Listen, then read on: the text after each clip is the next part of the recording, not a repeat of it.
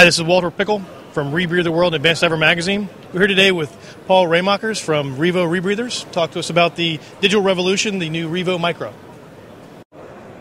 Hi, today I'm going to show you the new digital network on the rEvo Rebreather, including the new scrubber monitor that gives you exact cycling and scrubber time prediction. Imagine you're sitting in an office, 5 different people, each on their own desk with each an own computer. Every computer is linked with a network cable.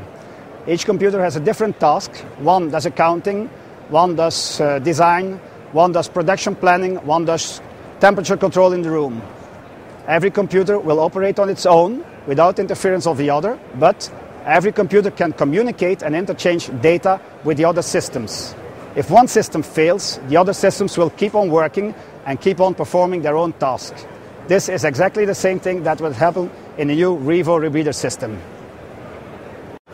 The digital system in the rEvo consists of 6 independent computer systems. The first one is the shearwater display.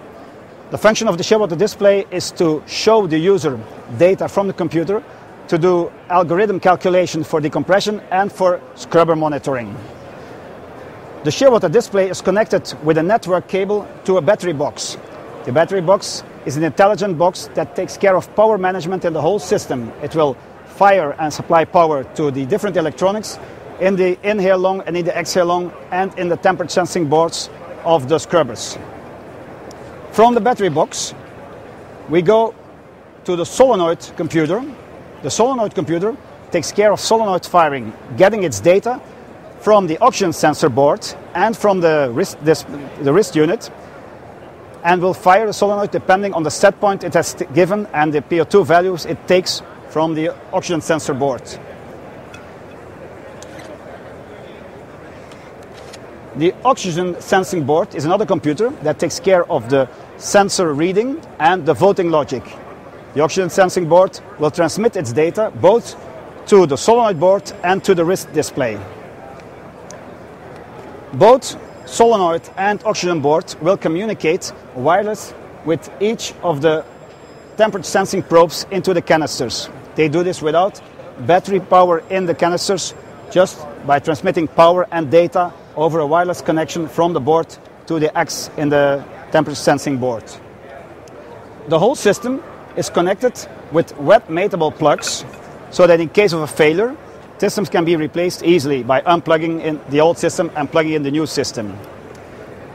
Compared to the classic analog system, where analog data of sensors is transmitted over a cable to the shearwater computer, now only digital communication goes over the network, which means that any failure in cable is immediately detected.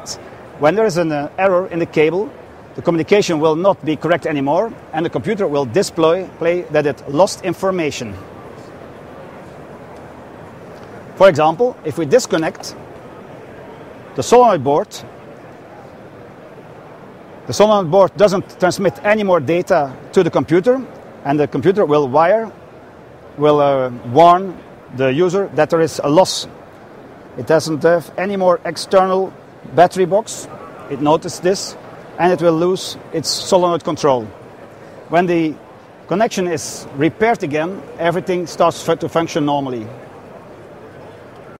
Similar, if there would be a problem with the cable on the side of the oxygen sensors, where in a normal analog system you would just get dodgy readings from your sensors, in this case the computer will recognize that there is a cable failure because the communication is not correct anymore, and the wrist unit will display failed communication with the oxygen sensor board. So you're sure that what's happening is not linked to your sensors but to the communication.